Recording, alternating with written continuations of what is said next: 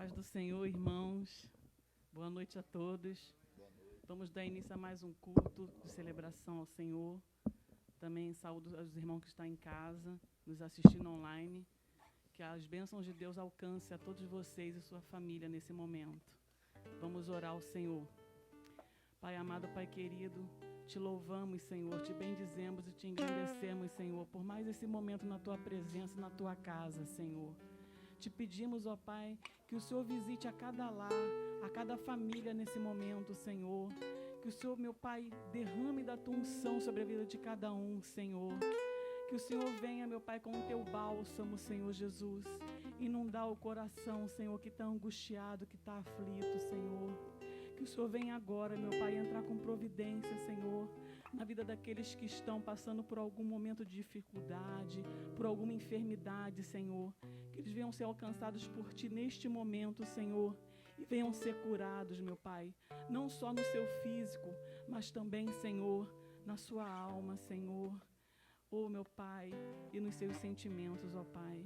Que o Senhor venha agora, Senhor Jesus, resgatar, Senhor, cada vida, Pai, que está passando por dificuldade neste momento, Senhor. Que eles venham sentir o Teu amor e o Teu poder sobre a vida deles, ó Pai. Nós te agradecemos, Senhor, por mais esse culto, meu Pai. Senhor, usa os louvores, meu Pai, que os louvores que vamos entoar, Pai, suba até o trono da Tua graça, Senhor, como perfume e aroma suave até a Tua presença, Senhor. Unge as nossas vozes, unge os nossos instrumentos, Senhor. Que não sejamos mais nós, mas que sejamos, Senhor, um instrumento para levar o Teu louvor e a Tua adoração até a Ti, meu Pai. Abençoa também o pregador desta noite, Senhor. O Senhor já preparou, Pai, a palavra no coração dele, para os nossos corações, Senhor. Usa-nos poderosamente, Senhor, para a glória do Teu santo nome.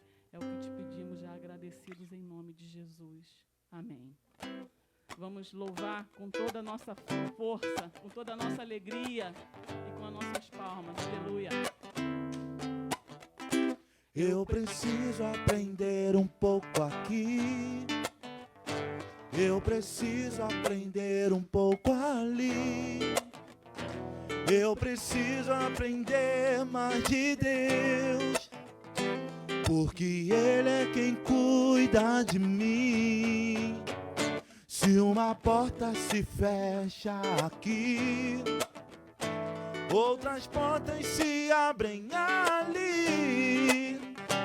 Eu preciso aprender mais de Deus, porque Ele é quem cuida de mim. Deus cuida de mim. Deus cuida de mim. Na sombra das tuas asas, Deus cuida de mim. Eu amo a sua casa e não ando sozinho. Não estou sozinho, pois sei, eu sei, Deus cuida de mim. Deus cuida de mim. Na sombra das tuas asas, Deus cuida de mim. Eu amo a sua casa e não ando sozinho. Não estou sozinho, pois sei, Deus cuida de mim. Se na vida não tem direção, é preciso tomar decisão. Eu sei que existe alguém que me ama, Ele quer me dar a mão. Se uma porta se fecha aqui, outras portas se abrem ali. Eu preciso aprender mais de Deus. Ele é quem cuida de mim. Deus cuida de mim. Oh, oh, oh. Deus cuida de mim. Na sombra das tuas asas,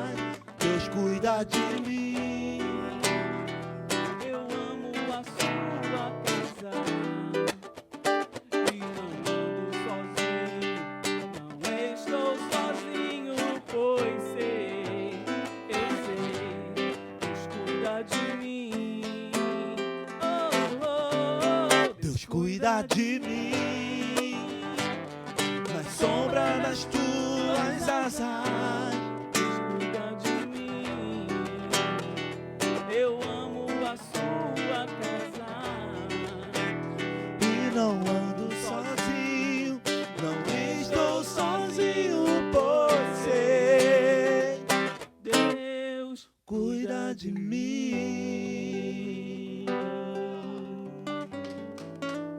Oh, glórias, aleluia. Aleluia, o nosso Deus é soberano. Declare conosco.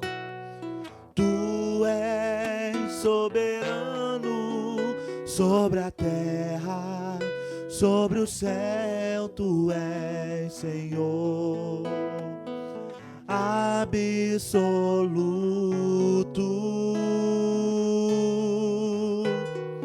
Tudo que existe acontece, tu sabes muito bem. Tu és tremendo. Declare mais uma vez, tu és soberano, Senhor. Tu és soberano sobre a terra, sobre o céu, tu és Senhor absoluto.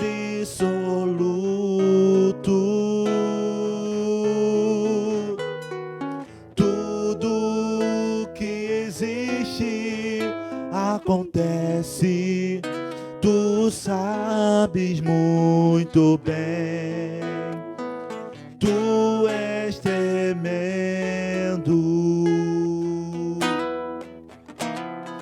E apesar dessa glória que tem,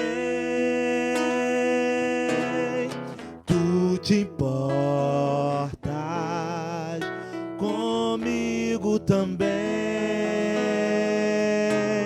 E esse amor tão grande eleva-me, amar-me a ti. Tu és tremendo.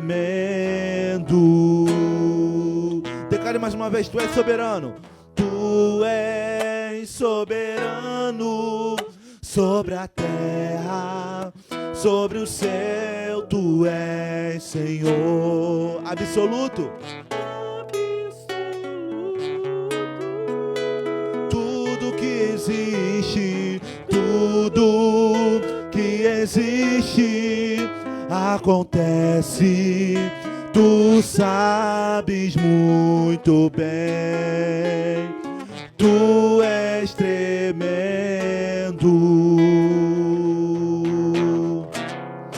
E apesar dessa glória que tem, tu te importas comigo também. E esse amor tão grande eleva-me, amar-me a ti. Tu és tremendo. E apesar dessa glória que tem, tu te importas comigo também. E esse amor tão grande eleva-me, amar-me a ti. Tu és tremendo.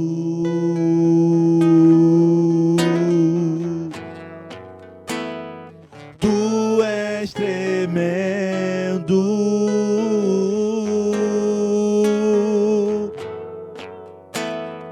Tu és tremendo. Você pode declarar nessa noite. Declare que o Senhor é tremendo. Tu és tremendo.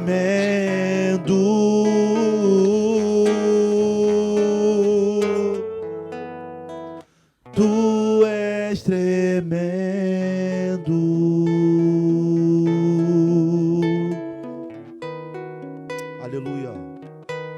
és soberano, Senhor.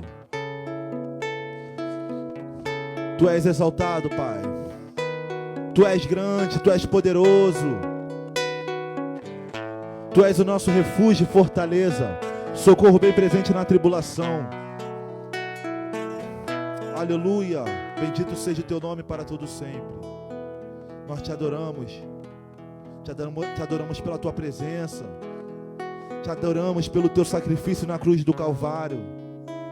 Te adoramos por ter morrido na cruz em nosso lugar. Te adoramos por ter ressuscitado ao terceiro dia, Pai. Te adoramos por estar presente em nosso meio. Te adoramos, Senhor, por tudo, Pai. Bendito seja o Teu nome para todo sempre. Tu és exaltado sobre tudo. Tu és exaltado sobre todos, Pai. Tu és tremendo.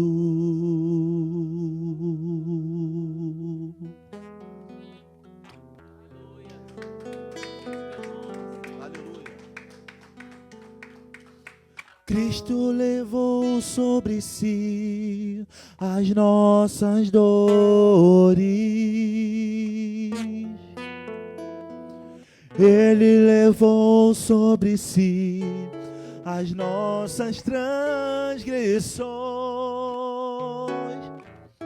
O castigo que nos traz a paz estava sobre ele, e por tuas chagas fomos sarados. Ele levou sobre si as nossas maldições. Ele sofreu. Ele sofreu para que tivéssemos perdão. O seu sangue derramou para nos resgatar das trevas e nos lavar de toda iniquidade. Jesus,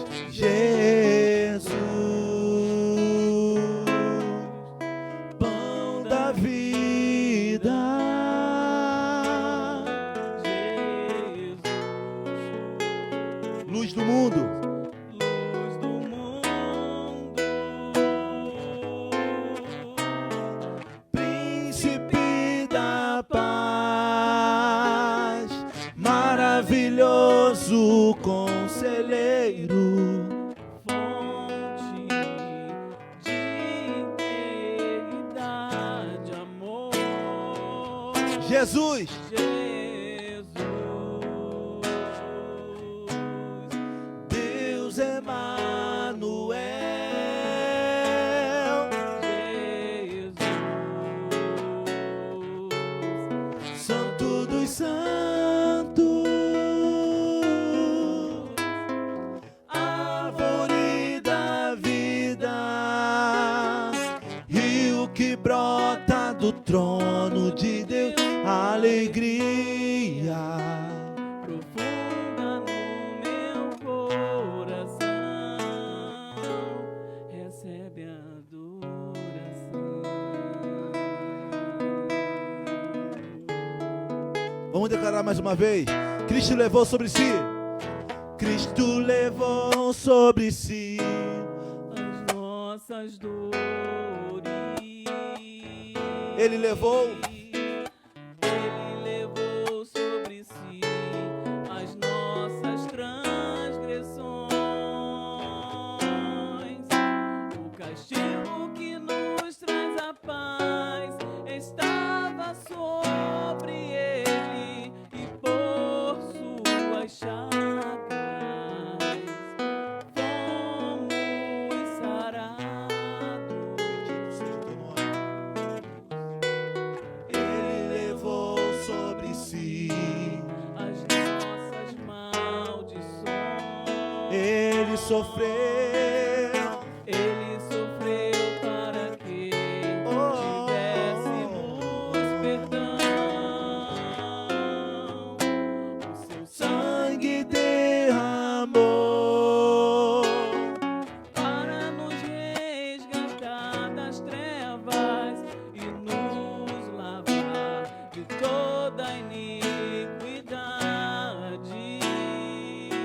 declare Jesus. Jesus, pão da vida. Jesus, luz do mundo. Príncipe da paz, maravilhoso conselheiro, fonte de eternidade, amor. Jesus, Jesus, Deus Emanuel,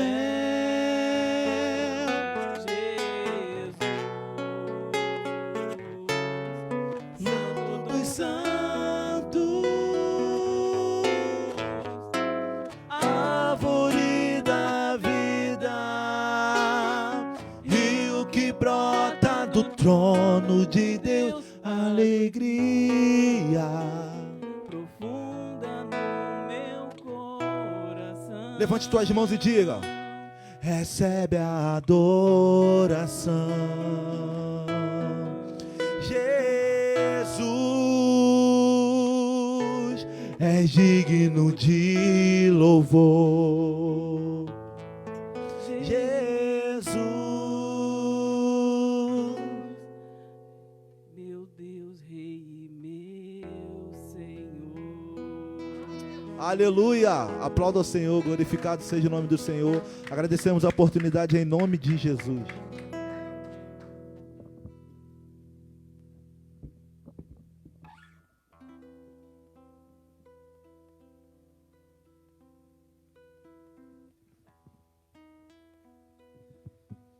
Boa noite, meus amados irmãos, a graça e a paz do nosso Senhor Jesus Cristo. Podem tomar os vossos assentos. Boa noite àqueles que aqui estão. Boa noite também àqueles que nos assistem no aconchego de seus lares. Muito bom estar na casa de Deus. Entendo conceitualmente, biblicamente, que nós temos esse privilégio de hoje nos reunirmos na casa de Deus e ouvirmos uma palavra que transforma a nossa realidade, uma palavra que transforma a nossa história.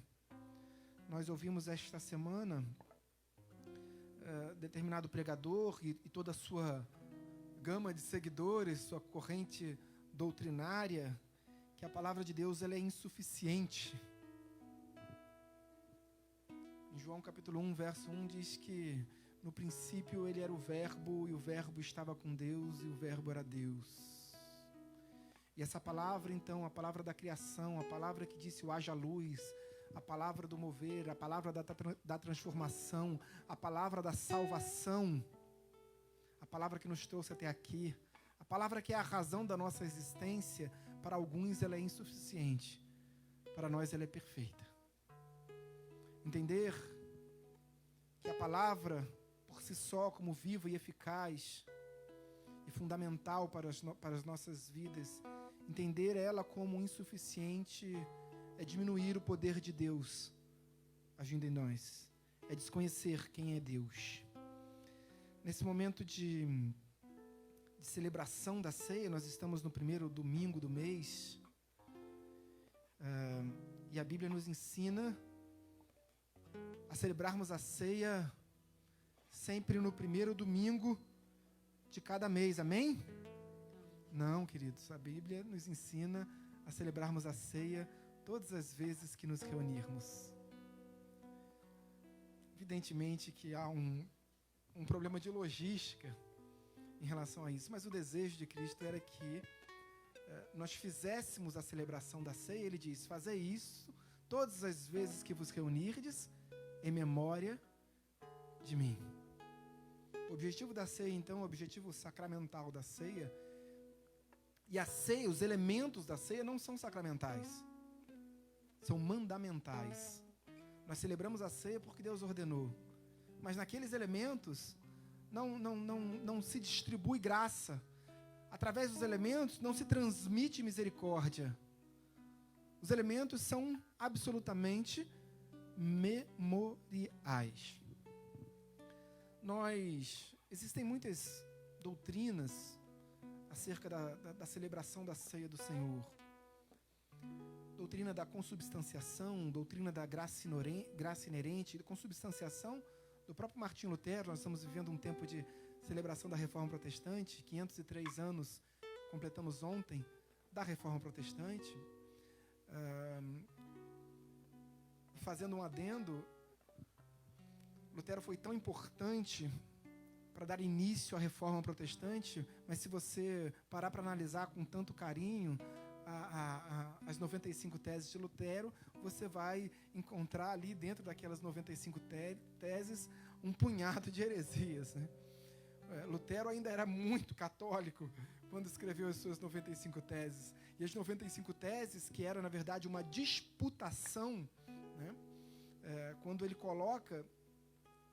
cola as 95 teses ali nas portas do castelo de Wittenberg, da abadia de Wittenberg, a abadia que ficava dentro do castelo de Wittenberg, ali eram colocados, porque ali funciona junto à universidade, da qual Lutero era professor.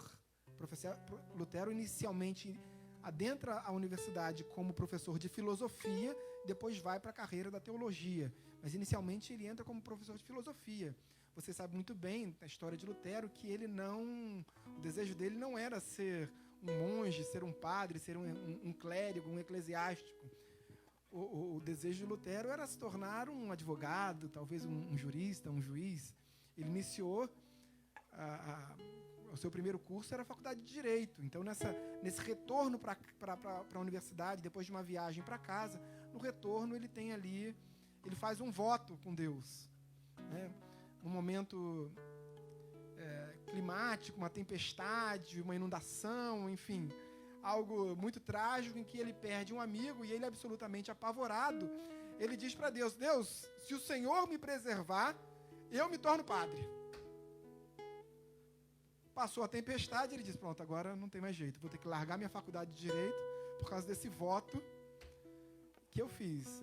Talvez seja equiparado ao que Salomão nos ensina sobre o voto de tolo. Mas através desse voto, Deus usa o reformista Martinho Lutero para transformar a nossa história até os dias de hoje. E há uma diferença muito grande, eu não ia nem entrar nesse tema, mas há uma diferença muito grande, queridos, entre o que vem acontecendo hoje com a teologia liberal com a Reforma Protestante. Se ao passo que a Reforma Protestante de 503 anos atrás tinha como objetivo fulcral trazer transparência à palavra de Deus, trazer visibilidade à palavra de Deus, fazer com que as pessoas tivessem acesso à literatura sagrada, porque o grande ponto da Reforma Protestante, das 95 teses de Lutero, era fazer com que as pessoas lessem a Bíblia e entendessem que as indulgências, da forma como eram cobradas, eram anátema, era um engodo, era uma forma da igreja enquanto Estado, numa função estatal, de cobrar o seu pedágio, o seu imposto. A igreja, naquele ponto, entendia que quando a moeda batia no fundo da lata, então Lutero diz, no tilintar da moeda. Então, quando a moeda batia no fundo da lata, no tilintar da moeda, da moeda, o som, os mortos ganhariam asas e poderiam viajar do inferno para o céu. Então, você pagava pelos seus entes queridos que estavam lá no purgatório, esperando a condenação. Mas como eles ainda estavam no purgatório e não tinham adentrado efetivamente no inferno, por mais que mantivessem uma vida odiosa por muito tempo, no tilintar da moeda, aqueles mortos que estavam no purgatório imediatamente ganhavam asas e viajavam para o céu e eram salvos. Então era esse tipo de falácia, de engodo, de mentira que Lutero condenava. Mas ao passo que ele condenava, ele fazia uma defesa veemente do Papa, por exemplo. Dentre as suas 95 teses. Tinha o cuidado, o zelo de preservar a figura papal. Então nós vemos ali, dentre as 95 teses, muitas heresias também de Lutero, mas é fato que nós glorificamos a Deus por essas 95 teses, porque ali dá-se início à reforma protestante. E vejam que há uma diferença muito grande da reforma protestante e da reforma pleiteada pela teologia liberal. Teologia liberal que não é algo novo. Evidente que vem crescendo bastante agora, nos últimos tempos,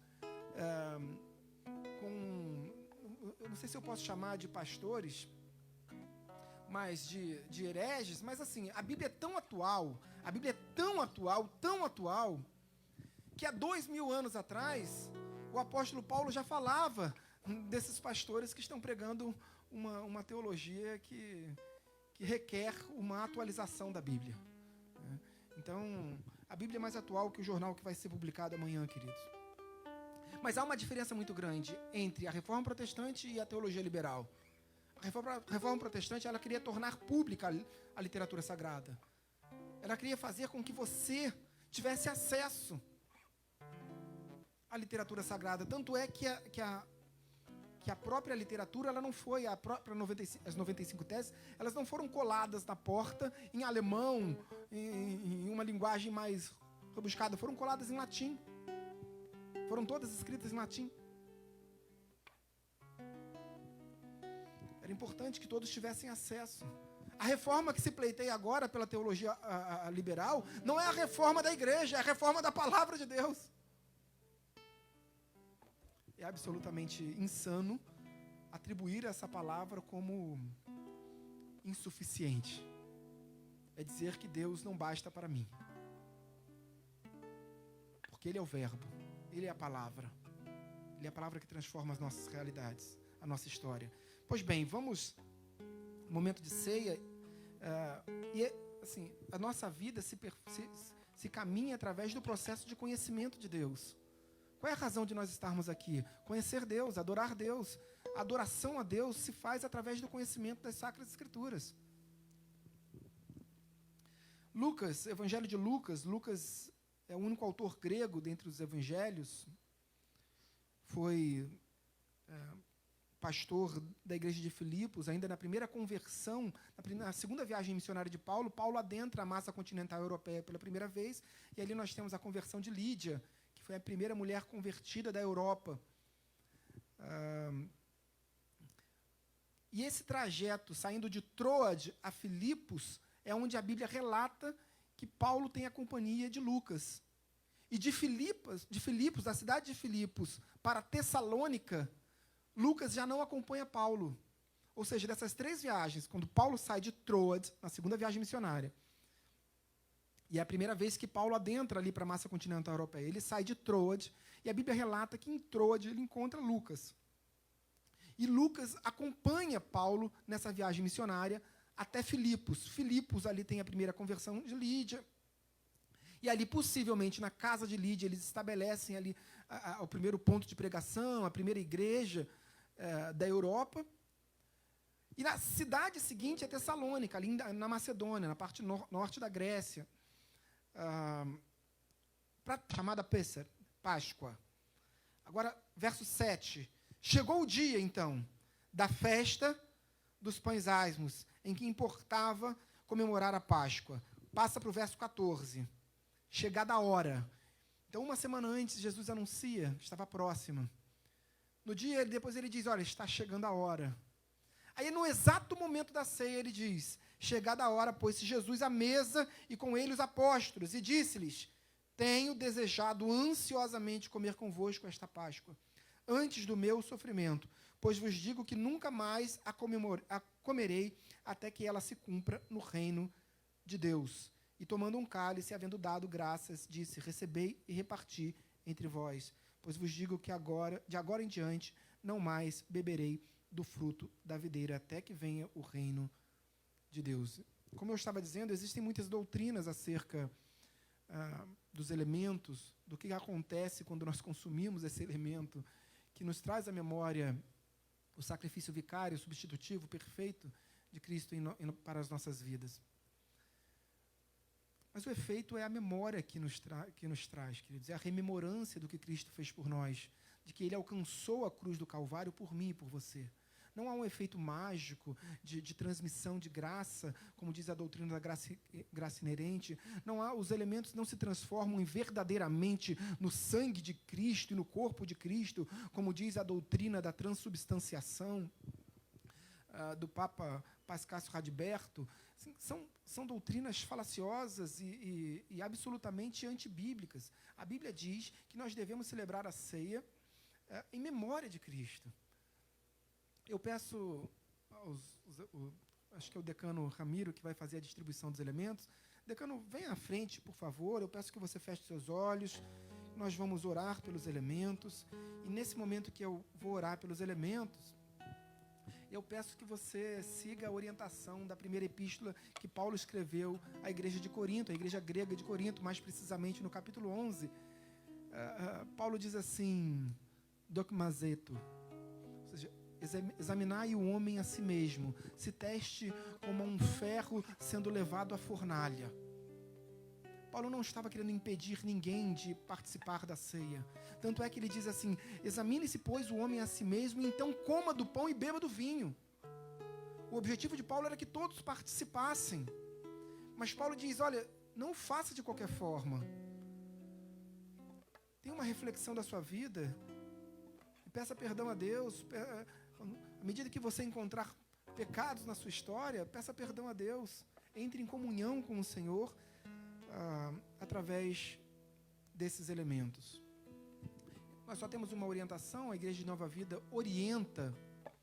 Se você ainda não foi batizado nas águas, aguarde o momento do seu batismo. Mas é apenas uma orientação, porque nós não encontramos na palavra de Deus nenhuma vedação. Mas também não encontramos nenhum exemplo de alguém que não tenha sido batizado que esteja ali celebrando a ceia do Senhor. Então, a nossa orientação é que você aguarde o momento do seu batismo. Se você se sentir à vontade para celebrar, ainda que não tenha sido batizado nas águas, também não tem problema nenhum, tá bom? Fique bastante à vontade. Senhor, meu Deus, meu Pai, em nome de Jesus, graças te damos. Entregamos a Ti, Deus, em forma de consagração esta oração. Torna sacros, Deus, esses elementos que nos trazem à memória o Teu sacrifício vicário perfeito, substitutivo. Torna sacros, Deus, esses elementos que nos trazem à memória o Teu sangue derramado na cruz do Calvário. Torna sacros esses elementos que nos trazem à memória que o véu do santuário fora rasgado de cima a baixo e hoje nós temos livre acesso a Ti. Torna sacros esses elementos que nos trazem à memória, Deus, o Teu corpo moído, escarnecido, transpassado por uma lança, cravejado por uma coroa de espinhos e pendurado como um maldito no madeiro. Deus, torna sacros, Pai. E nos conduz a esse momento de reflexão. Perdoa as nossas falhas, os nossos erros, Deus. Nós somos falhos e somos pecadores pela própria concupiscência da nossa natureza, da nossa carne. Mas, Deus, Tu és Senhor dos senhores, e diz a Tua palavra que as Tuas misericórdias se renovam a cada manhã em nossas vidas. Então que elas se renovem agora, Pai, em nossas vidas. Clamamos, Pai, para que o Seu perdão nos alcance. Mais uma vez, oramos em nome de Jesus. Amém e amém. O decano vai distribuir os elementos. Se você deseja participar da celebração da ceia, fique bastante à vontade, faça um sinal e o decano vai levar os elementos até você. Mas eu quero continuar a literatura sagrada, e é muito interessante, porque naquele momento, pouquinho tempo antes, Jesus estava ali, reunido com os seus discípulos. Ele disse, agora vamos, é chegada a hora, vamos celebrar a ceia. E a ceia do Senhor, naquele jantar de Páscoa, era em verdade um grande jantar, uma celebração, era uma festa, era um momento de alegria. Mas naquele momento de alegria, onde os judeus estavam alegres por toda a cidade, porque se comemorava a libertação do cativeiro egípcio, que perdurara por 400 anos, aí Jesus diz assim na mesa, olha, um de vós vai me trair. Um de vós vai me trair.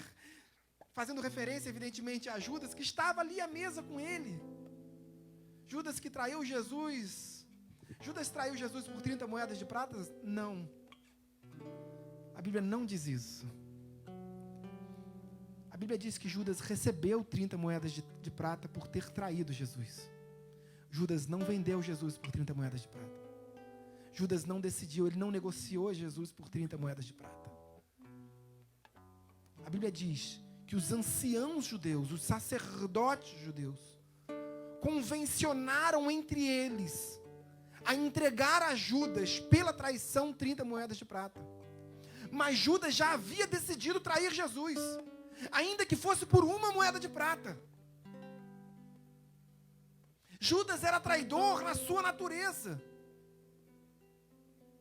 Judas estava com o coração absolutamente corrompido.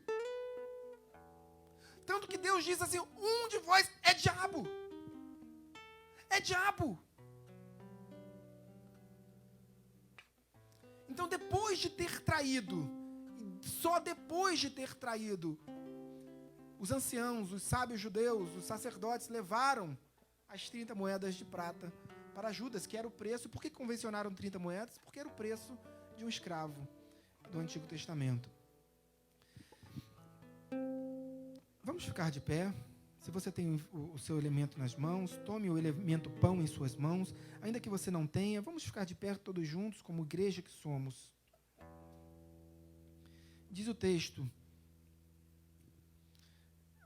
É interessante que ali no cenáculo, eu já tive a oportunidade de estar ali algumas vezes, e é um salão maior do que esse, né? Um pouco maior, talvez quase o dobro do tamanho desse, mas o local da ceia era um local pequenininho, apertadinho, e eles estavam ali, celebrando aquela ceia naquele local pequenininho. E na cultura judaica eram 3 cálices, era um pão, e tudo era repartido. E esse repartir simboliza muito o que nós somos como igreja. Cristo não disse que eram muitos pães, e ali celebrariam a ceia. É um pão, um corpo, um Salvador. Amém, queridos? Um Messias. Então, no verso 19 diz assim: e tomando um pão, tendo dado graças, o partiu e lhes deu, dizendo: isto é o meu corpo oferecido por vós. Fazei isto em memória de mim. Comamos todos do pão.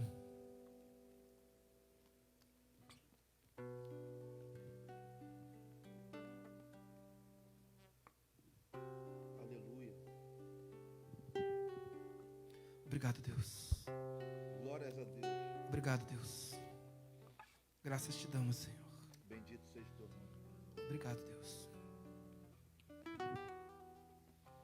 Graças te damos, ó Pai, pelo teu corpo, Deus. Glória a Deus. Moído, escarnecido, açoitado, transpassado por uma lança, pendurado no madeiro.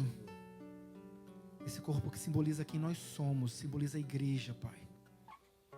Graças te damos, ó Pai. Graças te damos em nome de Jesus.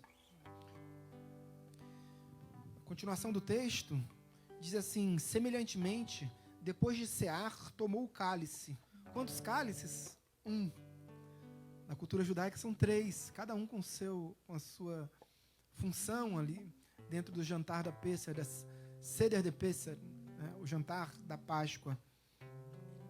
Mas Cristo pega um cálice e diz: este é o cálice da nova aliança no meu sangue, derramado em favor de vós. Aqui na Igreja de Nova Vida nós temos o hábito de trocar o cálice. Evidentemente, que em função das circunstâncias excepcionais durante esse período de pandemia, a gente não troca o cálice. Mas sintam-se todos com os cálices trocados, por entender que é um cálice só, não são muitos, não são 2, não são 3, é um cálice, é um sangue, um Salvador. Amém? Deus te abençoe, bebamos todos do cálice.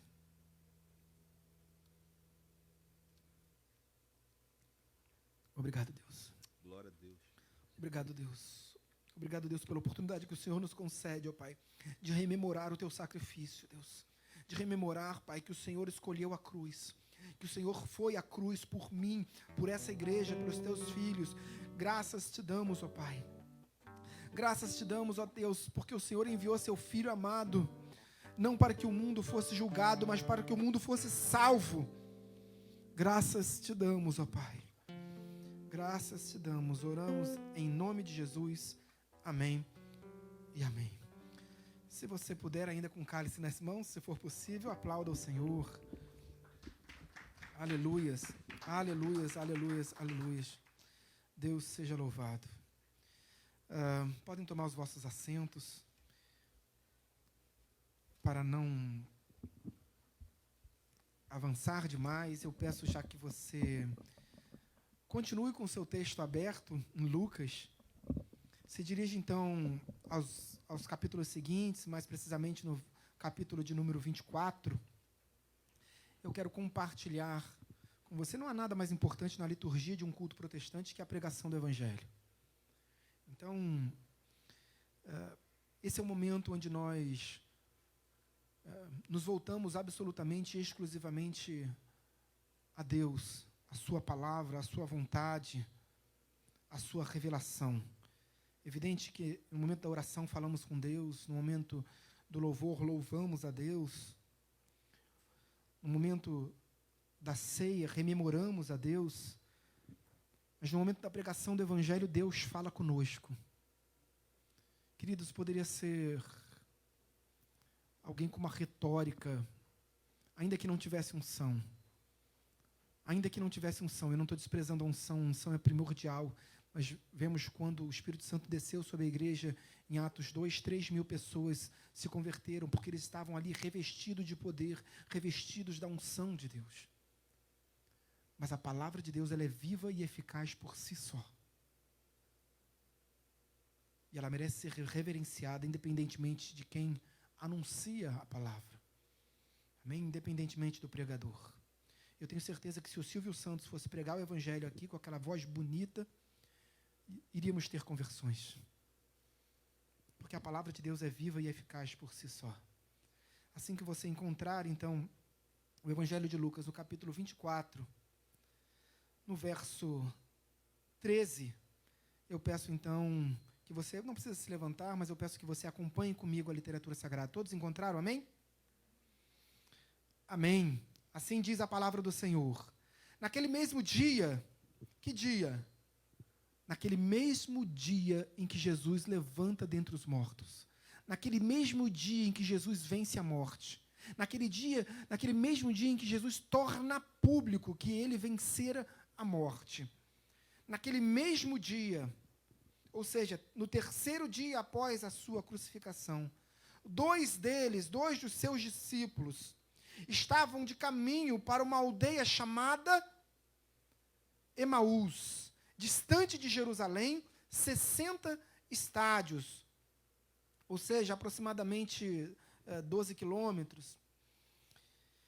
E iam conversando a respeito de todas as coisas sucedidas. Aconteceu que, enquanto conversavam e discutiam, o próprio Jesus se aproximou e ia com eles. Os seus olhos, porém, estavam como que impedidos de o reconhecer. Então lhes perguntou Jesus: que é isso? Que vos preocupa? De que ides tratando à medida que caminhais? E eles pararam entristecidos.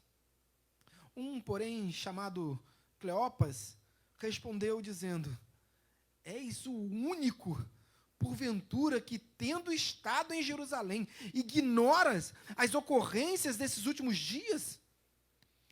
Ele, então, Jesus, lhes perguntou: quais?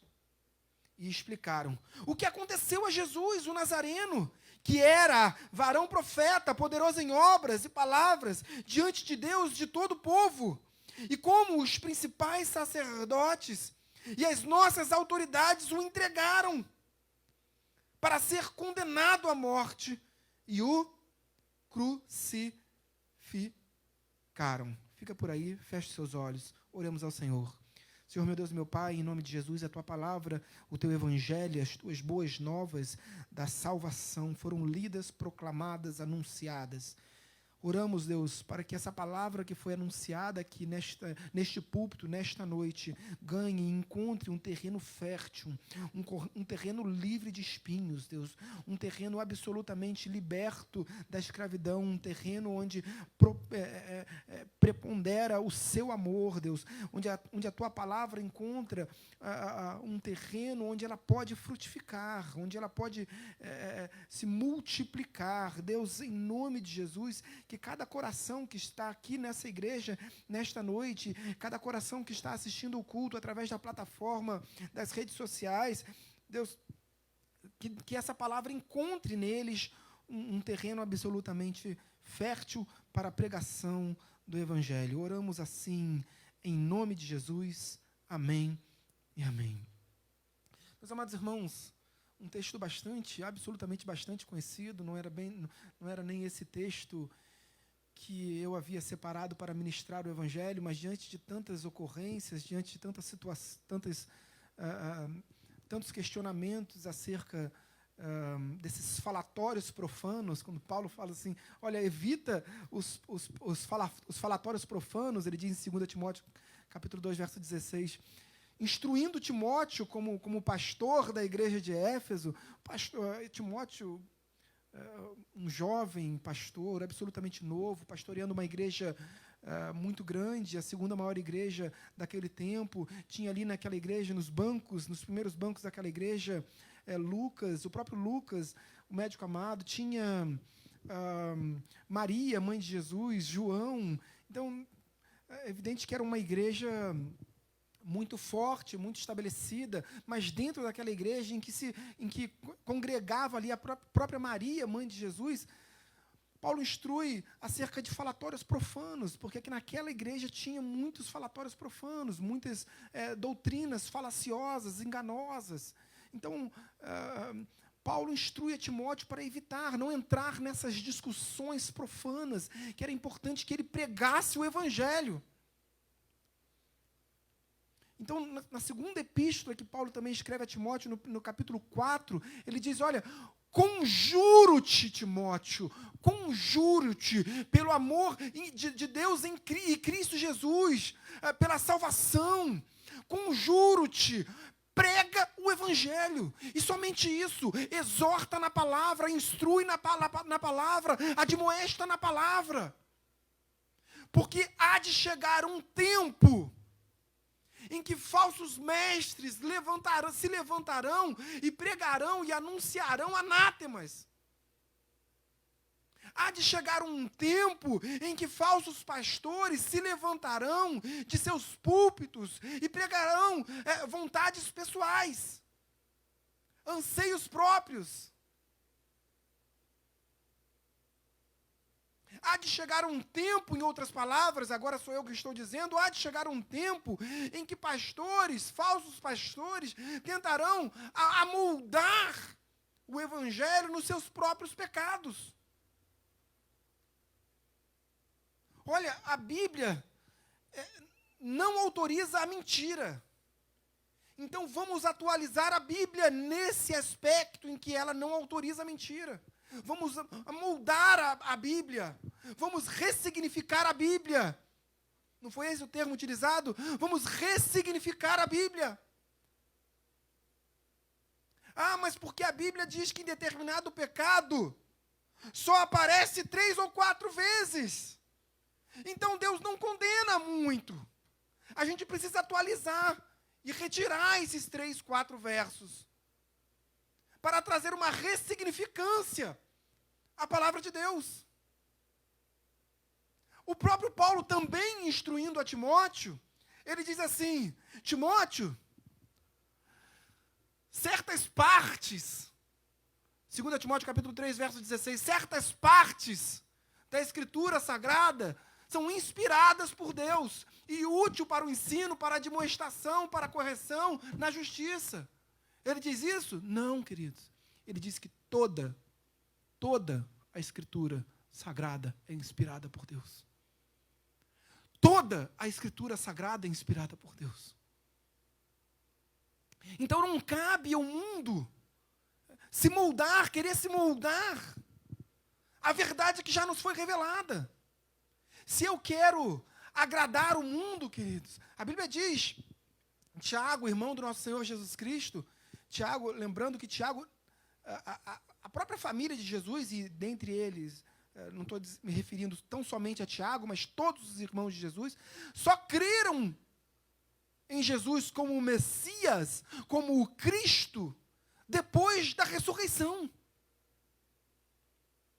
E logo em sequência, Tiago, evidentemente, por ser irmão de Cristo também, e acho que isso deve ter pesado na escolha, ainda que não tivesse caminhado com Cristo toda a sua história no ministério terreno, ele foi nomeado o primeiro bispo da igreja de Jerusalém.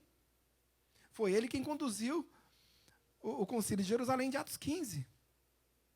Então, o primeiro bispo da primeira igreja cristã foi quem? Tiago, irmão de Jesus. Igreja de Jerusalém. Primeira igreja estabelecida na face da terra. E Tiago diz, olha, se você quer ser amigo do mundo, se perfaz em inimigo de Deus.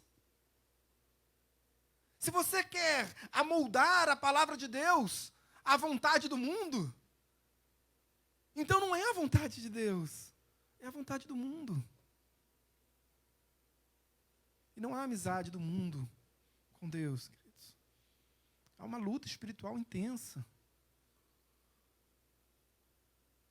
Nós louvamos a Deus porque diz aquilo no verso em que o reformista Martinho Lutero chama de proto-evangelho, toda a verdade do evangelho revelada ali em João capítulo 3, verso 16, e diz que Deus amou o mundo de tal maneira que deu seu Filho unigênito para que todo aquele que nele crê não pereça, mas tenha vida eterna.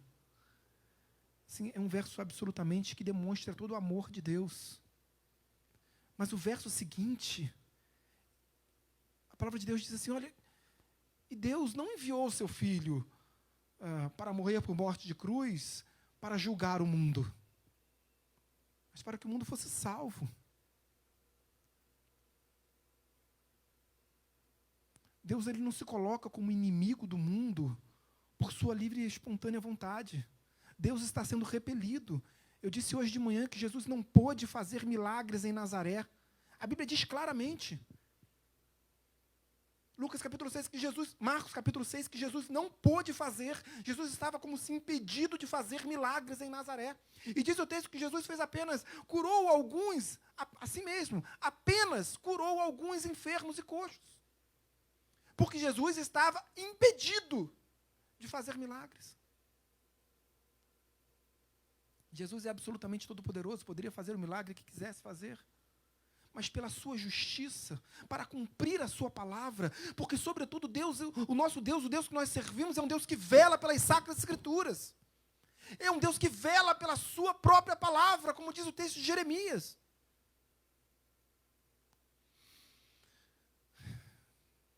Mateus capítulo 24 diz que os céus e a terra passarão, mas a minha palavra jamais passará. A gente precisa compreender um pouco dessa verdade revelada. Naquele dia da ressurreição, no mesmo dia da ressurreição, dois dos discípulos de Jesus, dois que caminhavam com Jesus durante o ministério terreno de Jesus, dois que viam os milagres de Jesus, dois que estavam caminhando com Cristo, ou seja, estavam na igreja durante muito tempo, e que tinham o privilégio de caminhar e ver Jesus. No momento que Jesus é pendurado no madeiro, eles desistem. Então diz o texto que eles vão indo em direção a uma aldeia chamada Emaús, e vão conversando. Sabe aqueles falatórios profanos, que a gente começa a dar ouvidos? E um vai diminuindo o outro, e um vai tirando as esperanças do outro. Não, olha assim, sabe aquele mestre, sabe aquele profeta, sabe aquele varão valoroso, sabe aquele Messias, sabe o Cristo que haveria de redimir Israel? Foi morto. Então acabou.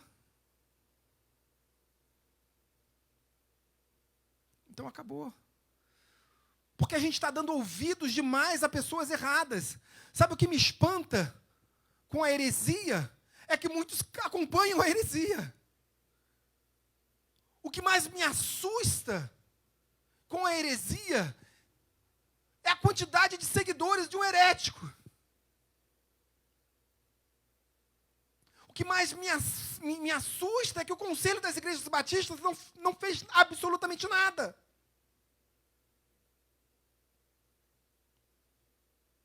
Como pode um pastor tradicional batista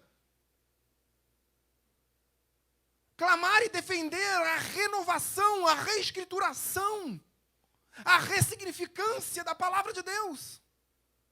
Dizendo ela com todas as letras, dizendo que ela é insuficiente.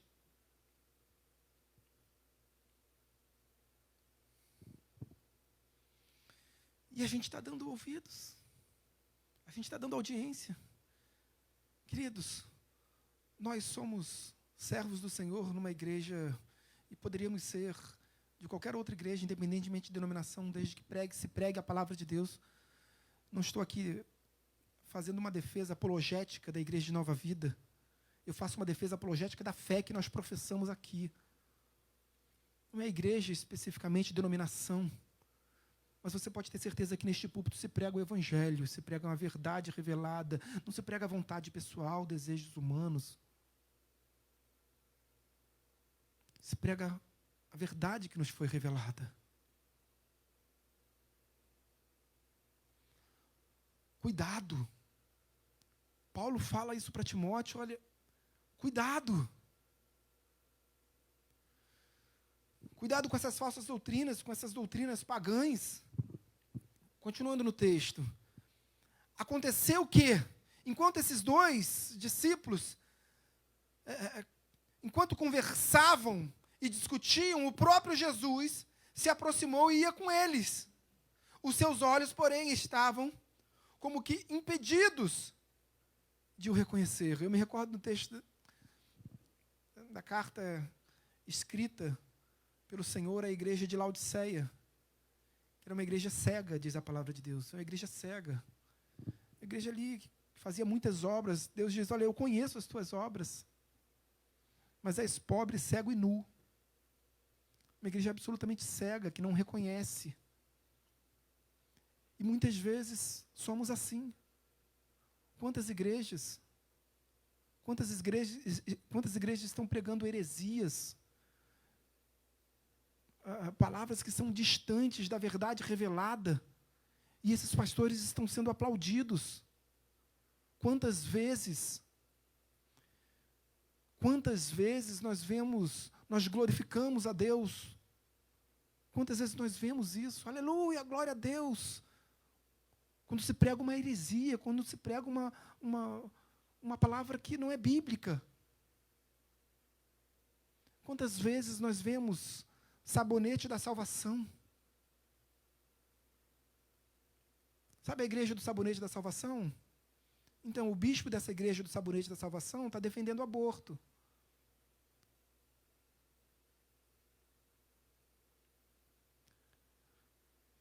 Sabe a igreja do Arco Dourado? O pastor da igreja do Arco Dourado está defendendo a descriminalização das drogas, está defendendo o aborto. Sabe a igreja do herege Batista? Está defendendo que, conforme João 4, no encontro de Jesus com a samaritana, que Jesus ali estava doando sêmen. Quantos membros tem essa igreja, queridos? Quantos seguidores tem esse pastor nas redes sociais? Quantos milhares de seguidores?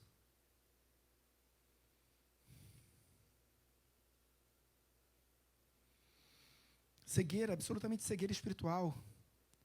Aqueles homens estavam ali caminhando com Jesus durante tanto tempo, e de repente Jesus caminha do lado deles e começa a conversar com eles. Eles olham para Jesus e falam assim, quem é você?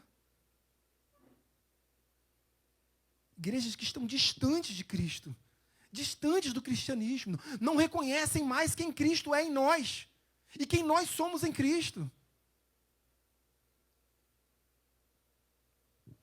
Vamos continuar. Por isso eu gosto de um texto, de um dos livros do rabino Mark Dangel, um dos livros dos rudimentos do judaísmo, ele diz assim, olha, que o amor não é suficiente. O amor não é suficiente. Um determinado pastor estava dando uma entrevista para um jornalista, Tais? Tem um jornalista chamado Tais, não? Ou eu estou viajando? Vocês acompanharam, souberam dessa entrevista? Tais é um calvo, estou sendo... Perfeito, isso. E aí o Marcelo Tais pergunta, mas olha, o que eu tenho que fazer para entrar na sua igreja, para ser da sua igreja, para deixar de pecar, para não ser um pecador, para não ser considerado um pecador?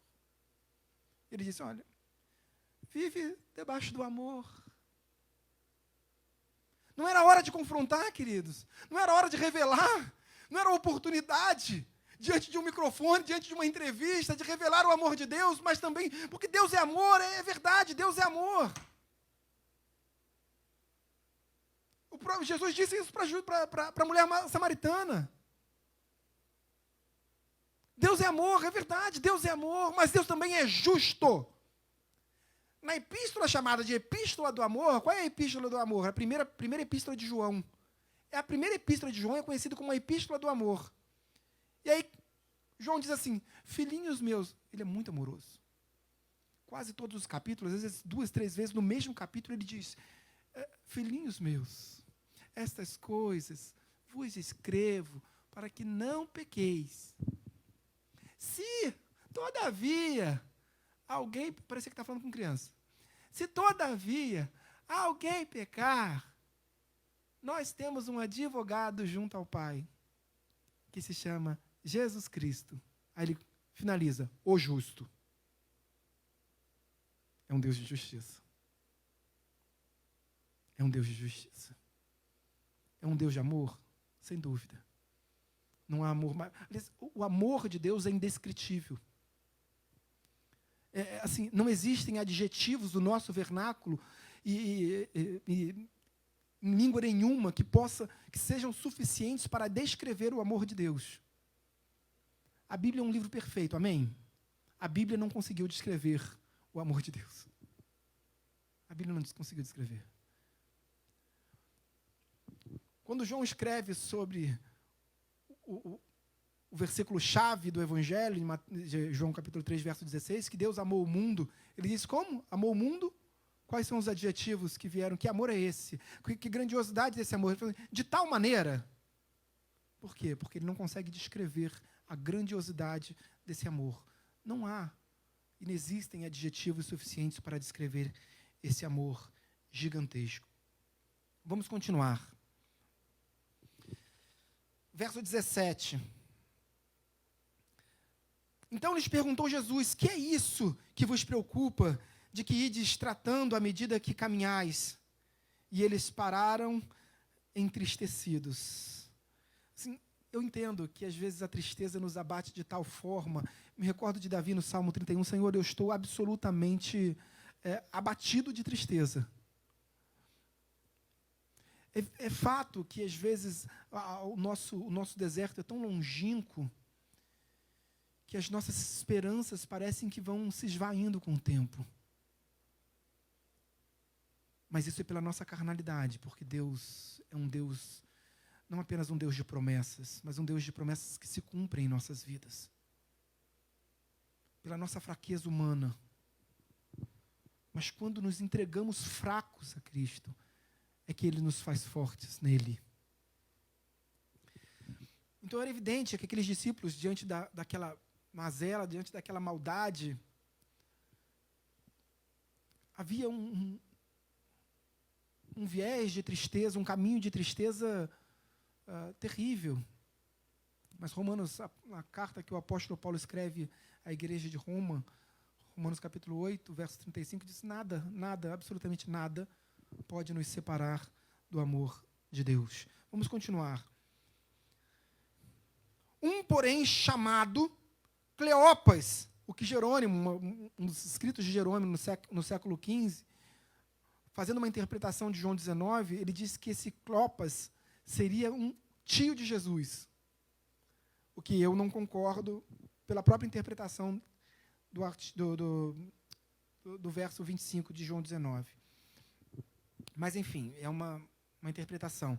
Um, porém, chamado Clopas, respondeu dizendo: és o único, porventura, que, tendo estado em Jerusalém, ignora as ocorrências desses últimos dias? Ele lhes respondeu: quais? E explicaram o que aconteceu a Jesus, o Nazareno, que era varão profeta, poderoso em obras e palavras, diante de Deus e de todo o povo. É muito interessante isso. Aqueles 2 discípulos, antes de sair em direção a essa aldeia chamada Emaús, o que tinha em Emaús, queridos? Quantas vezes a Bíblia fala de Emaús? Devia ter algo grandioso em Emaús. Eu imagino algo, porque exatamente no dia em que Jesus vence a morte publicamente, no dia da maior vitória da vida sobre a morte, da demonstração pública dessa vitória, discípulos saem do local da igreja, onde a igreja estava reunida, deixam de congregar e vão em direção a Emaús. Então eu imagino que em Emaús devia ter algo. Não tinha nada em Emaús, queridos. Um pequeno vilarejo, uma pequena comunidade. Não tinha absolutamente nada em Emaús. Mas quando a gente dá ouvidos ao que o mundo prega, o primeiro passo é sair em direção a Emaús. É deixar de congregar. Eu disse isso aqui hoje de manhã. Quantas pessoas estão lá fora dizendo: olha, eu estou bem, estou em Deus, eu acredito em Deus, acredito em Cristo, Cristo é meu Salvador, eu não preciso de igreja. E eu dei o exemplo de Filipe, o evangelista, que saiu de Jerusalém e foi para Samaria. E na conversão dos samaritanos, era necessário o apóstolo, a liderança da igreja, para impor as mãos, para que o Espírito Santo descesse sobre aquelas vidas. Então nós estamos debaixo de autoridades espirituais, sim.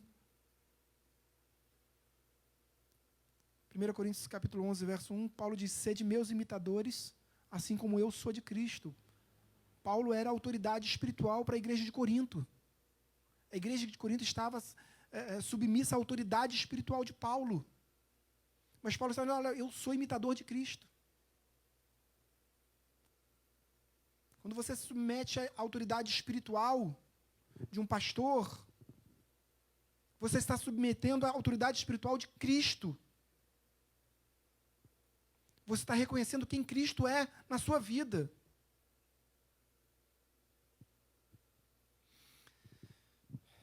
Vamos continuar. Verso 21, por gentileza. Acompanhem comigo. Ora, nós esperávamos que fosse Ele quem havia de redimir a Israel. Mas depois de tudo isso, é já este o 3º dia, desde que tais coisas sucederam. Olha o verso 22, queridos. É verdade também que algumas mulheres, das que conosco estavam, nos surpreenderam, tendo ido de madrugada ao túmulo e não achando o corpo de Jesus. Voltaram dizendo terem tido uma visão de anjos, os quais afirmaram que ele vive. Queridos, antes de sair, a verdade foi revelada a eles. Antes de saírem da igreja,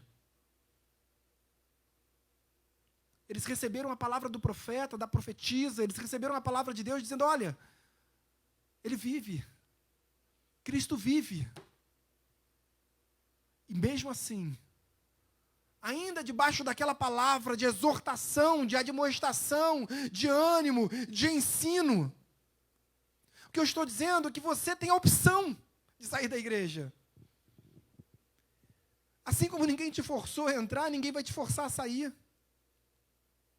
Você pode escolher, é uma escolha absolutamente individual. Eu oro demais a Deus pela sua vida, para que você decida caminhar comigo em Cristo. Mas é uma decisão que só você pode tomar. Nem mesmo os seus familiares. Cabe aos seus familiares orar por você. Cabe a você orar pelos seus familiares. Paulo disse que a mulher santifica o marido. Santifica através da oração. Então, queridos, a oração é fundamental, mas a decisão é sua. Aqueles 2 discípulos caminhavam com Cristo. Cristo ressurgiu. Eles ouviram a palavra da ressurreição. E ainda assim, não creram. Absurda falta de fé, assim, indescritível falta de fé. Absolutamente uma perda de esperança total. Vamos continuar. Verso 24. De fato, após a palavra, alguns dos nossos foram ao sepulcro e verificaram a exatidão do que disseram as mulheres, mas não o viram. Então lhes disse Jesus: ó nécios e tardos de coração para crer tudo o que os profetas disseram. O que os profetas disseram, queridos? Que o justo viverá pela fé. O justo viverá pela fé. Jesus estava admoestando, exortando, olha assim, a fé. A fé podia ser pequenininha. Era só um pouco de fé que Deus estava exigindo. Uma fé pequenininha já era o suficiente.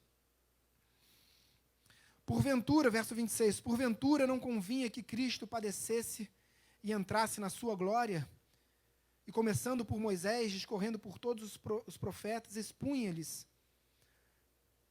o que a seu respeito constava em todas as Escrituras. Fica por aí. Tinha uma decepção muito grande, porque eles esperavam que Jesus fosse o grande libertador que redimisse Israel do jugo da escravidão dos romanos. Mas assim como Jesus já havia dito para Pilatos, quando interrogado no pretório, ele disse: olha, o meu reino não é deste mundo, o meu reino é espiritual. Mas Jesus, naquela admoestação para aqueles 2 discípulos, Jesus traz à memória, o que diz João 14? Quando os discípulos começam a questionar Jesus acerca da palavra, e Jesus diz: olha, eu vou para o meu Pai, para a casa do meu Pai, para onde eu estiver, vós também estejais comigo, vou lhes preparar moradas, enfim. E aí Jesus diz, quando ele é questionado por Tomé, ele diz: olha, Tomé, meu filho, eu sou o caminho, a verdade e a vida, ninguém vem ao Pai senão por mim. Depois ele é questionado por Filipe: Senhor, mostra-nos o Pai, nesse mesmo diálogo, mostra-nos o Pai, isso nos basta. E aí Jesus diz: olha, há tanto tempo tenho estado convosco e não vedes que o Pai está em mim e eu estou no Pai? Se não credes em mim, credes ao menos nas obras que o Pai realiza através de mim. E aí Jesus diz: olha, eu vou.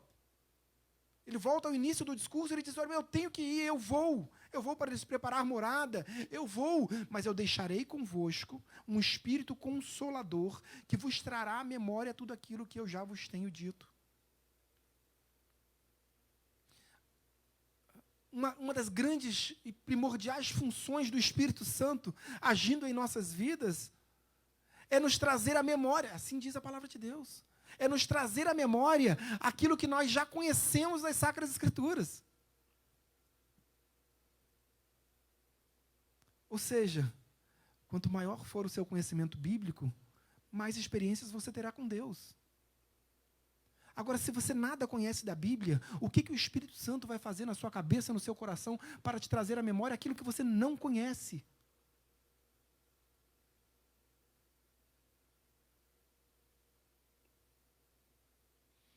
Tem um dos teólogos da minha geração, que eu estimo, ultimamente eu vi que ele tem escrito alguns artigos, não vou nem citar mais o nome, porque você vai pegar os últimos artigos dele, eu já achei quase no campo, não é no campo da heresia, mas está quase lá. E ele disse assim: olha, o amor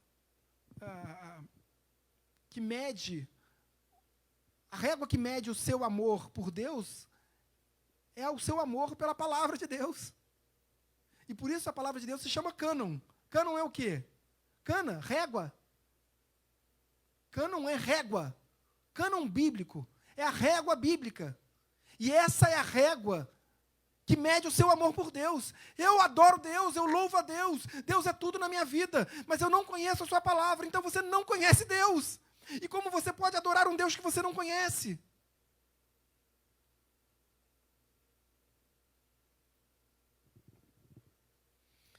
E o que Cristo faz aqui é demonstrar acerca do conhecimento. Jesus, naquele caminho, então, ele começa a pregar sobre a história do judaísmo. Desde os profetas antigos, desde os pais da igreja. Falando, agora que vocês ouviram tudo, é suficiente para crer em mim, agora que vocês já conhecem? Verso 28. Quando se aproximavam da aldeia, para onde iam, fez ele menção de passar adiante, mas eles o constrangeram, dizendo, fica conosco, porque é tarde, e o dia já declina. E entrou para ficar com eles. Eram amorosos, cuidadosos, carinhosos, mas é o que o rabino Mark D'Angelo falou. Às vezes o amor não é suficiente. Às vezes o amor não é suficiente. Às vezes o amor não é suficiente nem para manter um casamento. Se não há postura, se não há santidade, se não há ação. Eu amo minha esposa. Sou apaixonado por ela. Mas eu não dou carinho. Na verdade, ela é quase minha escrava. Eu não cuido, eu maltrato, mas eu amo. O importante é que eu amo. Um casamento sobrevive assim? Mulher tem que ser submissa ao homem. Eu adoro essa palavra. Esse verso eu acho que é o verso mais lindo da Bíblia. A mulher tem que ser submissa ao homem. E a gente nem precisa continuar mais. Acabou. Porque esse verso é lindo. Porque o verso seguinte diz, e o homem tem que amar a sua esposa assim como Cristo amou a igreja. Como é que Cristo amou a igreja? Dando a vida por ela. Entendam o que é submissão, queridos. Entendam. Queridos, lá em casa eu lavo o banheiro, lavo a cozinha, cuido dos filhos, sento para estudar com as minhas meninas. Minha esposa trabalha fora tanto quanto eu.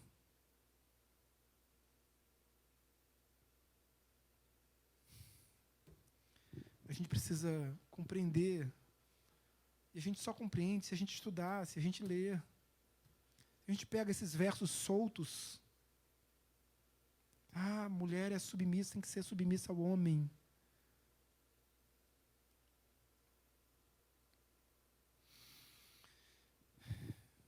Vamos continuar a leitura da palavra de Deus. E aconteceu que, quando estavam à mesa, tomando ele o pão, abençoou e, tendo-o partido, lhes deu. Então, se lhes abriram os olhos e o reconheceram, mas ele desapareceu da presença deles. No momento em que Cristo se revela, Cristo cumpriu ali a sua missão. O objetivo de Cristo era resgatar, ainda que eles estivessem perdidos. Ainda que estivessem dando ouvido a falsas doutrinas, a vãs pregações, Cristo vai lá e resgata. Cristo vai lá, ele sai de Jerusalém, ele vai até Emaús para resgatar. Vamos ficar de pé, queridos. Eu gosto no Salmo 39, verso 7, Davi diz assim, mas Senhor, agora a minha esperança está em Ti. A minha esperança está em Ti, a minha esperança está em Cristo. A minha esperança não está na vida de pastores, de líderes. A minha esperança está em Cristo. Eu sigo o pastor Gama. Há quantos anos que eu caminho? Um grande homem, um grande líder. Ficaria aqui dias testemunhando sobre a sua história. Mas eu sigo porque é um pregador do Evangelho, porque prega a verdade que nos foi revelada. Eu não estou nessa igreja por ele. Eu estou nessa igreja por Cristo. E porque Cristo é anunciado aqui por ele. Feche seus olhos. Senhor, meu Deus, meu Pai, em nome de Jesus, graças te damos. Deus, entendo que a homilia anunciada nesta noite, Pai, tinha como objetivo fulcral, Deus, nos exortar, nos admoestar, a voltar à verdade revelada, a entender que, assim como Tu disseste ali a Marta e a Maria, inicialmente a Marta e depois a Maria, Tu és a ressurreição e a vida. Tu és a ressurreição e a vida. Então, naquele terceiro dia, o Senhor ressurgiu e venceu a morte, porque Tu és a vida. Tu és a ressurreição e a vida. E é isso que nos importa, Pai. Não nos importa falatórios profanos, não nos importa uma palavra que diminua quem Tu és, porque será uma palavra de anátema, uma palavra de engodo, uma palavra de mentira, de falácias. Deus, graças Te damos, ó Pai, por quem Tu és em nós e por quem nós somos em Ti. Deus, cada vida que se encontra na Tua igreja hoje, mas também aquelas vidas que se encontram no aconchego dos seus lares, Deus, que nós nesta noite, nesse momento, assumamos diante de Ti uma responsabilidade de Te buscar mais, de Te conhecer mais, de compreender mais qual é a Tua vontade para as nossas vidas. Nós temos sonhos, Pai, e isso é absolutamente salutar, mas queremos mais do que os nossos sonhos, queremos os Teus sonhos em nós, os Teus projetos para as nossas vidas. Deus, graças Te damos, ó Pai, graças Te damos, Deus.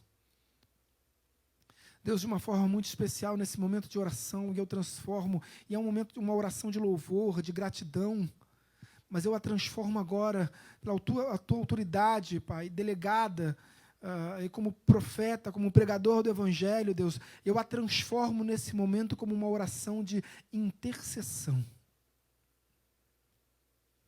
Você que está na sua casa, você que está nessa igreja, coloca a mão no seu coração. Deus Pai amado, em nome de Jesus, eu estendo a minha destra para a Tua igreja, simbolizando aqui, apenas simbolicamente, como sendo a Tua destra fiel, Pai. Tu és fiel, Pai. Tu és o Altíssimo, Tu és o Senhor dos Senhores, Tu és o Alfa e o Ômega, Tu és o princípio e o fim. Tu és, Pai. Tu és, Deus. Tu és, Pai. Tu és imperador sobre todo o reinado, Tu és o Senhor dos exércitos, Tu és rei sobre todo o império.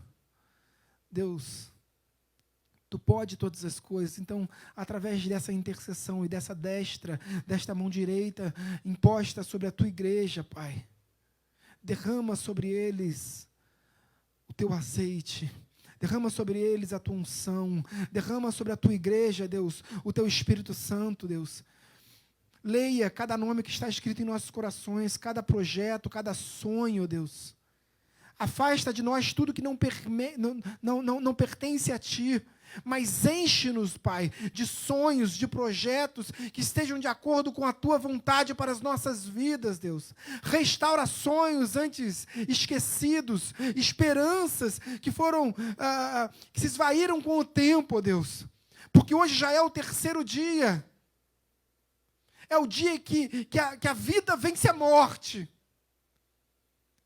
É um dia que publicamente nós entendemos que, de fato, o véu do santuário se rasgara de cima a baixo. E hoje nós temos livre acesso a Ti. Deus, em nome de Jesus, derrama sobre a Tua igreja, Pai. E que cada um que aqui está, tanto aqui presencialmente quanto em seus lares, possa sentir, Pai, o Teu amor, o Teu Espírito, possa sentir de uma forma quase palpável, Deus, a Tua presença em nós. Toca, Pai. Toca poderosamente, Deus. Oramos todos em nome de Jesus. Amém e amém. Se você crê no poder dessa oração, aplauda bem forte ao Senhor. Louvado seja o nome do Senhor Jesus Cristo. Pode tomar o seu assento. A gente precisa voltar. A igreja não precisa de uma nova reforma, queridos. A igreja precisa de Bíblia. A igreja precisa de palavra. Independentemente do pregador. Claro que o pregador é ungido, claro que o pregador recebe a orientação divinal para pregar, para anunciar o Evangelho. Mas o Evangelho precisa ser anunciado. E às vezes nós delegamos responsabilidades aos nossos pastores. Isso é função do pastor, isso é função do apóstolo, isso é função do pregador. Assuma responsabilidades. Assuma responsabilidade como igreja. Nesse momento de dízimos e ofertas, eu quero ler um texto do profeta Ageu, contemporâneo também de Neemias, de Esdras, Zacarias. Diz assim o texto, Ageu capítulo 2, verso 8. Minha é a prata, meu é o ouro, diz o Senhor dos Exércitos. A glória desta última casa será maior do que a da primeira, diz o Senhor dos Exércitos. E neste lugar darei a paz, diz o Senhor dos Exércitos. A nação de Israel, depois da libertação, depois do decreto de Ciro, em que Deus, o profeta Isaías revela isso, que Deus chama Ciro de meu ungido, e ali se inicia um levante de retorno dos judeus que estavam no cativeiro babilônico para retornar a Jerusalém. Só que o cativeiro durara 70 anos. Então, muitos daqueles que voltaram do cativeiro viram o primeiro templo, conheceram o primeiro templo, viram que o primeiro templo, o templo arquitetado por Davi, construído por Salomão, era um templo glorioso, um templo grandioso, absolutamente magnânimo. Então, quando o segundo templo foi restaurado, foi construído, alguns dos anciãos, enquanto os jovens choravam emocionados com a restauração do templo, alguns dos anciãos sábios de Israel olhavam para aquele segundo templo e pranteavam de tristeza. Enquanto uns choravam de alegria, outros choravam de tristeza. Mas pela sabedoria de Deus, através do profeta Ageu, Deus levanta Ageu para dizer, olha, não são as pedras preciosas, não é a quantidade de ouro, de prata, não é isso que define a grandiosidade do meu templo. Não é isso que define a grandiosidade de Deus. Não são as luzes, a arquitetura. Não é isso que vai definir a grandiosidade de Deus. Claro que queremos entregar o melhor para Deus. Mas então o profeta Ageu diz, olha, a glória desta última casa, dessa casa que é menor, mais simples, que não é tão recheada de ouro, de prata ou de pedras preciosas, a glória desta última casa será maior do que a primeira. Deus vai superabundar com a sua graça, com o seu mover, com o seu poder aqui. Porque é natural que a gente olhe aqueles templos de pregadores, da igreja do Sabonete da Salvação, do Arco Dourado, milhares de pessoas. Olha, Deus está ali. Certamente que Deus está ali em muitas pessoas que estão lá. Talvez na maioria. Deus está lá presente por causa deles. Mas Deus está aqui, queridos. Não é o templo. Tanto Pedro quanto João dizem, templo é você. Eu sou templo. Deus habita em mim. Um dos livros do Benny-Hinn, ele diz, olha, para você enxergar Deus, acho que é o primeiro ou segundo livro depois, eu já falei isso aqui. Primeiro livro Oi? Não, eu acho que é o primeiro livro depois do Bom Dia Espírito Santo. Bem, talvez isso. Talvez seja isso. Que ele diz assim, olha, para você enxergar Deus, você só precisa de uma vela e de um espelho. O que ele estava querendo dizer? Que você precisa de luz para se enxergar no espelho. E entender, olha para o espelho, Deus está em você, querido. Deus não está nesse templo. Deus está em você. Não são as riquezas. Deus é o dono da prata e do ouro. Ele não precisa do nosso dinheiro. Ele não precisa do nosso dinheiro. A palavra de Deus diz que nós honramos a Deus com as nossas primícias, com as nossas ofertas. Se nós temos o privilégio de honrar a Deus, vamos honrar. Vamos participar deste momento com entendimento, com alegria. Mas se você não tem alegria, não participe. Isso aqui não é um açougue, não é um balcão de negócios. Aqui não tem bênçãos à venda. Deus deseja certamente te abençoar, mas Ele não te vende as bênçãos. Não tente comprá-las. Não tente comprá-las. Você se decepcionará, certamente. Amém? Participe deste momento com entendimento, com alegria. Mas se você ainda não está preparado espiritualmente, se você ainda não tem alegria, não se sinta constrangido em não participar, porque Ele é o Deus da prata e do ouro. Amém? Nós temos envelopes em nossas poltronas.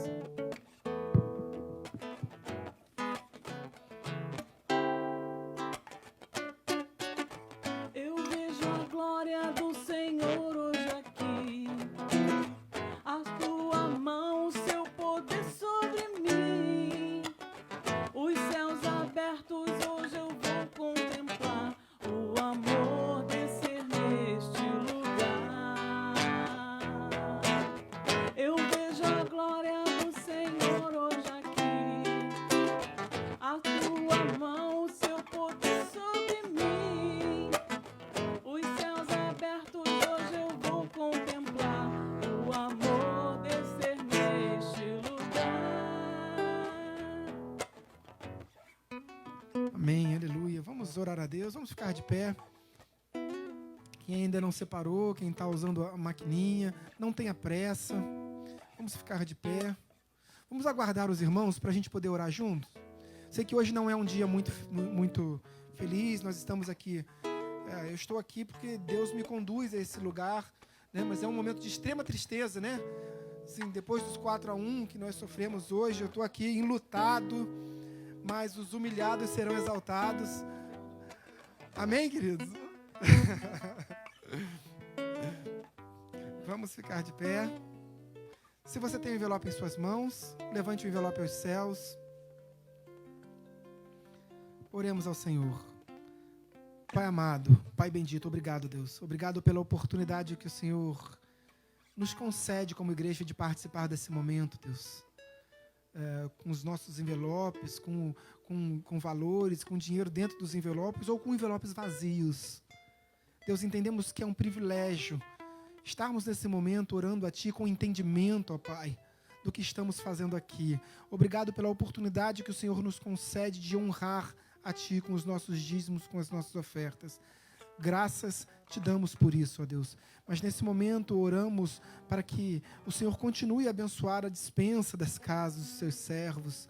Deus, continue multiplicando. Abre porta de emprego para o desempregado. Deus, traz aprovação no vestibular. Deus, em nome de Jesus, traz a aprovação no vestibular. Nós temos jovens da nossa igreja que fizeram vestibular hoje. Deus, sela a vaga da tua serva, do teu servo, Deus. Em nome de Jesus, que seja um tempo de promessas se cumprindo em nossas vidas, Deus. Seja um tempo de bonança. Nós passamos lá fora, o mundo passa por um tempo de crise, Pai. De crise moral, de crise espiritual, de crise sanitária, de problemas na saúde pública. Deus, preserva a tua igreja, nos guarda, nos protege, Deus, Ebenezer, porque até aqui o Senhor tem nos guardado, Deus, mas multiplica sim, Deus, na casa dos teus servos. O Senhor é um Deus de prosperidade, então faz prosperar nessa igreja e na casa dos teus servos. Oramos em nome de Jesus, amém e amém. Se tem alguém aqui que vai entregar o seu dízimo, eu estarei aqui à frente recebendo de suas mãos. Se você tem uma oferta de amor, aguarde no seu lugar. Os nossos obreiros estarão recolhendo no seu lugar e abençoando a sua vida. Deus te abençoe.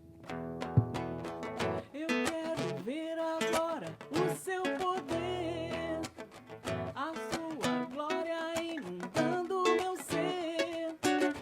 Vou levantar as mãos e vou receber. Vou louvar o seu nome, porque sinto o Senhor me tocar. Eu quero ver agora.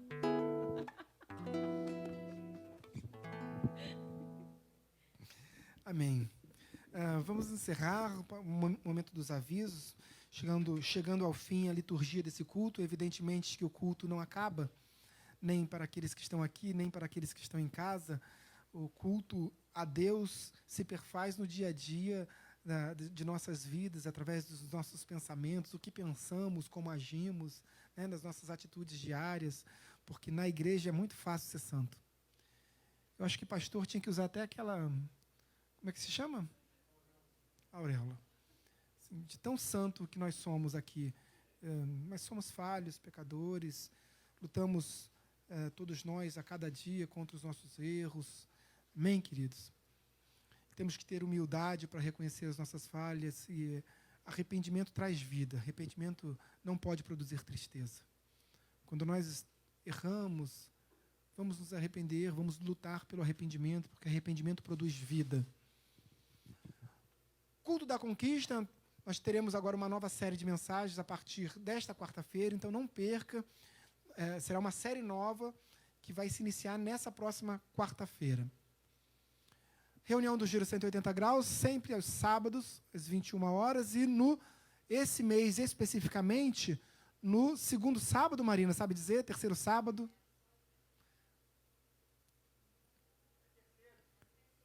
Esse mês também? Porque teve uma questão de data, né?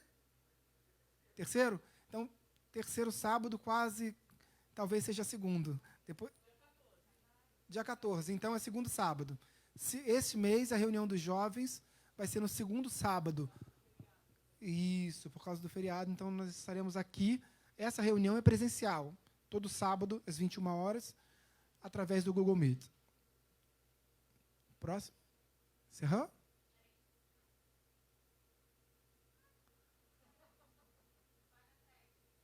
Casados para sempre. Decano Ramiro. Tá, segundo sábado do mês, reunião dos casais, que vai ser aqui, presencial. Então, se você é casado, noivo também? Só casado? Noivo não. Então, se você ainda não casou, apura, que ainda dá tempo. É segundo sábado? Brincadeira, irmãos. Tá bom. Ok. Amém? Vamos ficar de pé.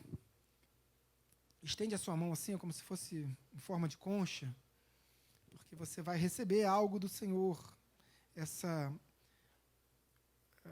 oração nós chamamos de oração apostólica, né, porque foi nos ensinado aí pelo apóstolo, no final da segunda epístola. Toda vez que o apóstolo Paulo encerrava uma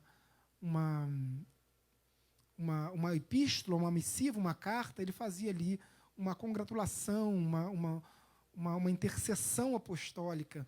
E é essa que nós habitualmente utilizamos, é do final da segunda epístola da Igreja Grega de Corinto. Feche seus olhos. Senhor, meu Deus, meu Pai, obrigado, Deus, por tudo aquilo que aconteceu aqui nesta noite, tanto aqui nessa igreja, quanto para os irmãos que estão em seus lares. Deus, graças te damos por isso, ó Pai, porque o teu mover nos conduziu ao conhecimento da tua palavra e automaticamente, Deus, por conseguinte, nos conduziu a Ti, Deus. É através do conhecimento das Sacras Escrituras que nós nos aproximamos de Ti. Então, graças te damos por isso, ó Deus, porque saímos pelas portas dessa igreja mais fortes, mais firmados na rocha do que entramos, Deus.